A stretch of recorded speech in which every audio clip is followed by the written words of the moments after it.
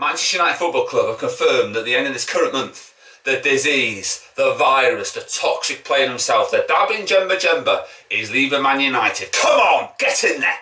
Great news to start a Wednesday afternoon. We'll also be talking about Jong, who doesn't want to sign for Man United, but Man United are putting a bid anyway. Torres won't like what I'm going to say on that one, by the way. But first, I'm glad to see the back of Pogba. Granted, we won trophies with him. Granted, I thought his first season was impeccable. I thought him and Ibrahimovic had a telepathic understanding, especially the goal, if you watch it back, where he put a long-making ball into the path of Ibrahimovic against West Ham at Old Trafford. And it was a great finish by Ibrahimovic, who's just, by the way, won a title with AC Milan. I think that's AC Milan's first title in a long, long time.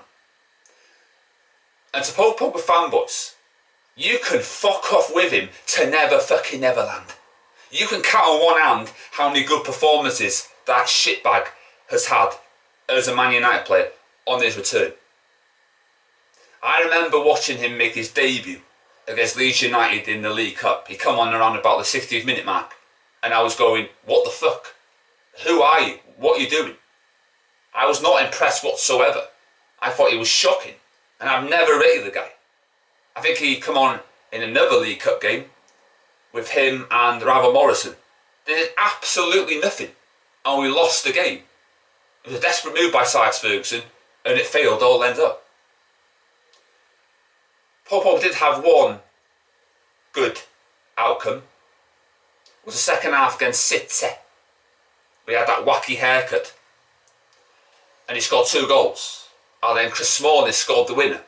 Just to remind you, Torres, Chris Smalling has just won a trophy, so that's another to add to the ever-growing list of players who have left Man United and went.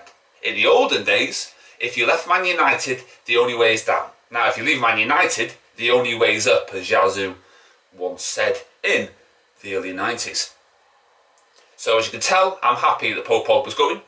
It's great news for me. I can't stand the guy. I've never rated him. And to all those who say he's had difficulties in terms of the fans, let me just remind you, he has more lovers than he has haters. He deserved the abuse he got on the final day of the season against Cardiff.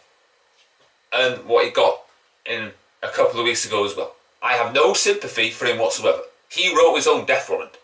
If he didn't do his antics, then nobody would bat an eyelid.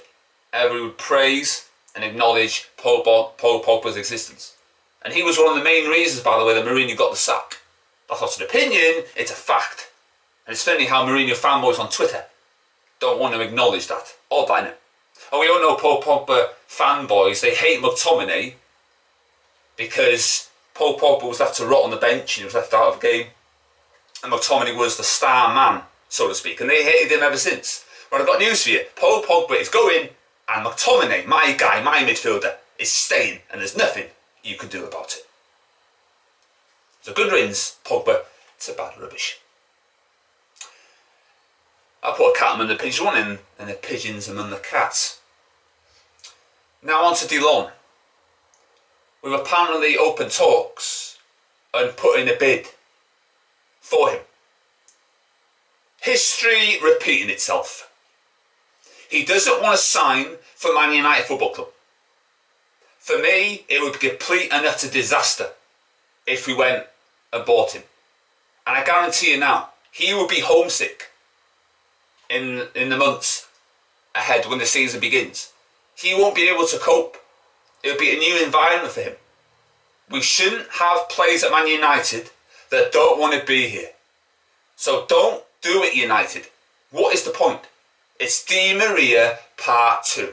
And I know there's some idiots out there who go, oh, would people rather McTominay? Yeah, I would rather players like McTominay that want to play for my football club than like Jong who don't want to.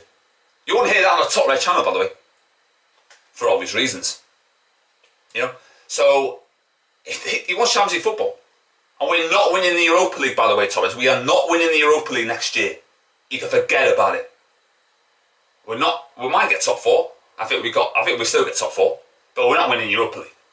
But Jong, for me, he's overrated. I think I heard someone say that he's the most substituted. He hasn't set the world alight at Barcelona.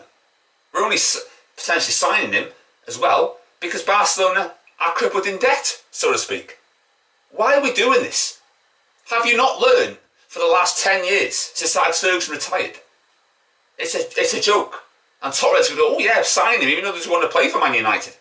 You're making the mistakes. You're trying to rewrite history, and that never ends well.